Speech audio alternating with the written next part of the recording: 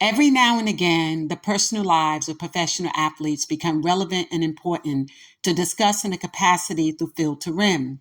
Most people think their private lives are just that, but that's not true. The lives of professional athletes have impact on the franchise, the investors, the fans, and other people around them. That being said, the life of NBA Rookie of the Year 2022, Scott Barnes' recent announcement of impregnating Alyssa Ray Holmes, a white female, 33 years old, and a TikToker who's unemployed, resonates with very few people, particularly us here at Field to Rim. But what is important and significant is the manner in which he ended the relationship with Nira, an African American female, Jamaican background, with a master's degree, who is gorgeous, absolutely gorgeous. Now, let's be clear. There are many individuals, particularly those of the Gen Z generation, who one cannot expect to maintain a relationship with their high school sweetheart. I understand that people grow apart and people move forward. But wherein you have someone like Scott Barnes that prior to making the announcement to Nira that he abruptly wanted to end a 6.5, 7 year relationship with her, while at the same time telling people in his circle that the breakup was mutual to justify him being in a sexual relationship with an unemployed 33-year-old whom it is believed he met on a meetup hookup app owned by and orchestrated through Meet Me in Toronto, Patrick. Yeah, you heard what I said, Patrick. Someone who's also been in and out of this young man's life. When you hear that, it does create an opportunity for conversation. But what is the conversation? The conversation is about a Black male athlete and a Black young woman who had a relationship for 6.5, 7 years. A young woman who, while he was matriculating and struggling academically in high school, she assisted him. While struggling academically in college in Florida State, she assisted him. And then at his request, relocated and uprooted herself from the United States to go to Canada, where one day he just simply says to her, this relationship is over. And within 2 to 3 months, she learns that he has impregnated a 33-year-old unemployed white girl named Alyssa Ray Holmes. Miss Holmes appears on TikTok at 33 years of age. She used to be in a rock band and a local bar in Toronto. And purportedly, that's how she made her living. And now she's allegedly pregnant. So people are saying, Lisa Hampton, let them have a private life. Well, if they wanted it private, then Alyssa Ray Holmes would not have posted her pregnancy on social media. Surely she didn't think she was going to get the welcome that Drea received as a woman who worked, has her own bathing suit company, along with 2 other consultant companies, also managed her own career and reality television. And while no one is saying that her relationship with Jalen is perfect, we recognize the age difference there, but not through the same lens of an unemployed white woman who pops up in a hookup meetup with a 21-year-old athlete who allegedly suffers from autism and or a neurological disorder, which he has denied. But there has been not simply evidence demonstrated through YouTube and videos, compilations put together, but wherein one has any understanding or background or autism or spectrum related children, you can easily see that there may have been some issues with him. We hope none serious. But looking at 6 to 7 different incidences that have transpired over the duration of his life, and you see them play out through video footage, and one associates that with spectrum, borderline autism, maybe, maybe not. Why would that be relevant? It would be very relevant in the event that one took advantage of him. So while many people are stating that Alyssa's not on IG, of course not. She's not a baddie. She's a poor white girl from a low-income background who found her way to a 22-year-old NBA player. Now, one might suggest that Nira is bitter. No, I would not suspect that a young, gorgeous, intelligent, well-educated Black girl with a master's degree who held down this man with intentions that he agreed to marry her, and then he decides that he won't. Should he and could he? And does he have the right to change his mind? Of course he does. Do young men and young couples grow apart? Of course they do. But it's the matter in which and the way you do it. So, Subway and NBA Commissioner Adam Silver, is this someone you now want to promote as a role model for young Black males? To put him in the presence of Black youth, wherein you all want to present to them that this is the ideal person to whom's life they should emulate? I think not. I, as a Black mother, would not want my son, if I were a Black mother, to be around the likes of Scottie Barnes. I wouldn't want young Black males particularly believing that the way that he conducts himself in his personal and professional life is the means in which our young youth should do the same. I wouldn't want that. I wouldn't want them thinking that Black women should be on the front line with them, hold them down, take care of them, assist them academically, but the minute they make it financially, leave them and disrespect them and lie to the public about the relationship. Obviously, he felt embarrassed about impregnating a 33-year-old white unemployed girl. I won't respect her and say that she's a woman because at 33 and you're still on TikTok, you're conducting yourself as though you are a little girl. By 30, at best, I could see one creating content that's neutral, that's financial, that's beneficial. Not eating ice cream off the ground like a dog and then pouring olive oil over it. Yeah, we saw that TikTok video too. I hardly wouldn't suspect that this white woman is now going to be the mother of a biracial child who will ultimately be identified as Black. What can we expect of that? Someone tell me, what can we or should we expect of that? A community that's already plagued by disparity and discriminatory acts.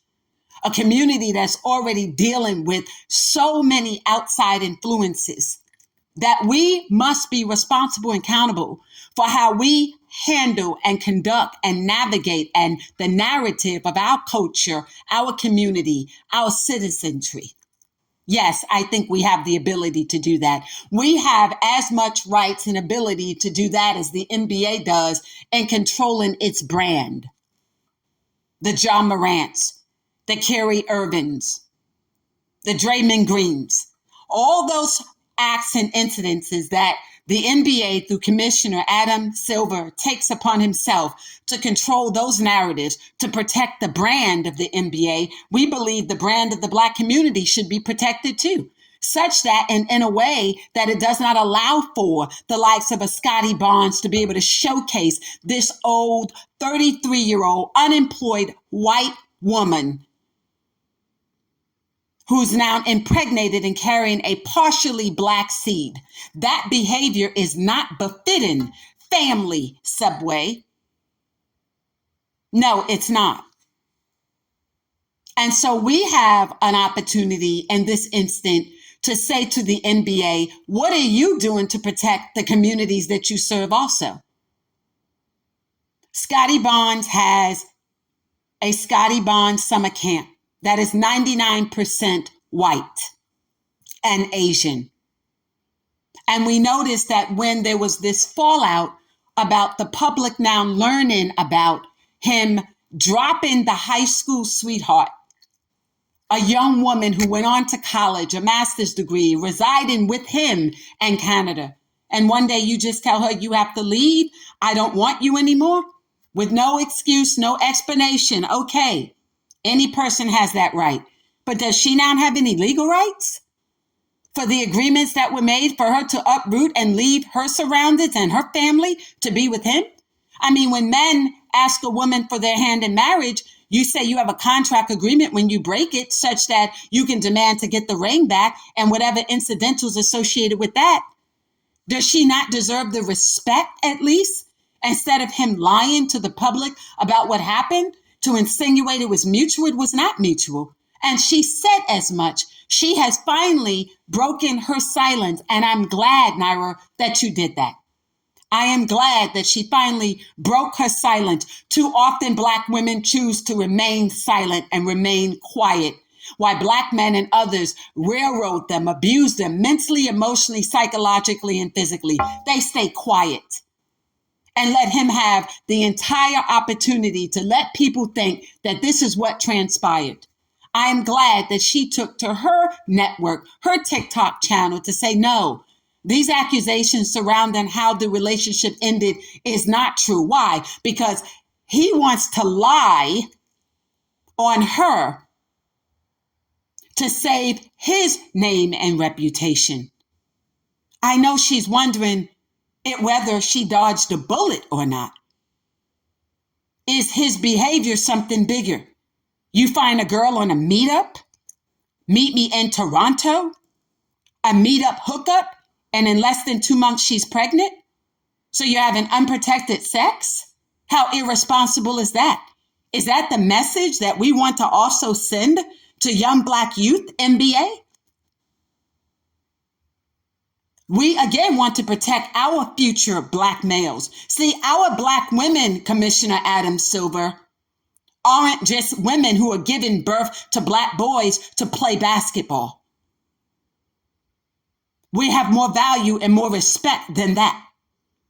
So we would expect the NBA to protect our brands too, such that it doesn't lend itself to one suggesting and or thinking directly and or indirectly that the only worth Black women have is to be impregnated, to give us Black males, and then we're going to engage in slave catching.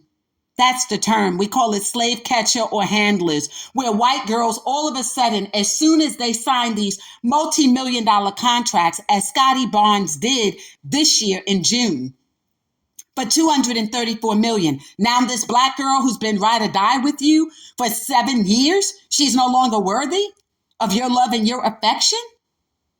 You spend the entire year playing her right up until the new agreement?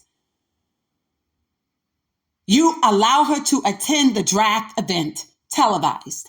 You allow her to be an intricate part of your life. But then when the year 2024 arrives, the year in which you will max your extension with the NBA, now a Black woman is no longer worthy of your love and affection? Are you spineless? Are you a coward that you couldn't just tell the public the truth? You want it out. Okay, we could respect that as a community, as a society, as journalists who report on this. But it is unconscionable to learn that you did it in a spineless, coward way and then lied to the public about it, believing this Black girl's value was so that she had no value, that you could lie and believe she would never be able to allow her voice to be heard. Shame on you. You know, you posted 3 years ago that the community, the Black community, prayed that you would become the one person that made it out the hood. I would be careful about the power of the prayers of the Black community, Scottie Barnes, because inasmuch as you believe the power of the community prayed to see to it that one day you would make it out the hood through sports and athleticism, what would happen if God heard their prayers about redeeming and reconciling what you did to this young woman? Wow, I wonder what would happen if God heard their prayers. How you made it out and you decided to leave her there under a lie because you devalue Black women so much you didn't think anyone would ever listen to her, or more compelling, that she would have a platform where she could be heard? Shame on you, a slave boy. Oh my God, who would have known? Be careful how you choose to treat Black women. Be careful, Scottie Barnes, how you view the Black woman that brought you into this world when a Black man like you abandoned you. and how a Black woman worked 2 jobs, including that of becoming a security guard to keep a roof over your head, to ensure that you one day would be able to go to college and be one able to play in the NBA. Be careful how you devalue such Black women. Be careful, Scottie Barnes, that now that you have this slave mentality of, oh, I finally made it big, I got a white girl pregnant. Be careful how that plays itself out for you too. Be mindful of how you treat Black women, particularly the one that held you down for almost 7 years, did not get pregnant, did not put your business in the street, did not bring drama to your front door. Oh, you know what I'm talking about. But loved you, protected you. Oh, yes, she did indeed. And protected your image too. And you basically say to her, screw you. Wow. Imagine what happens when God hears those prayers again. How he might answer them as they pertain to you. Thank you for joining me today on Filter Rim. This was a bonus episode. We just needed our voices to be heard too.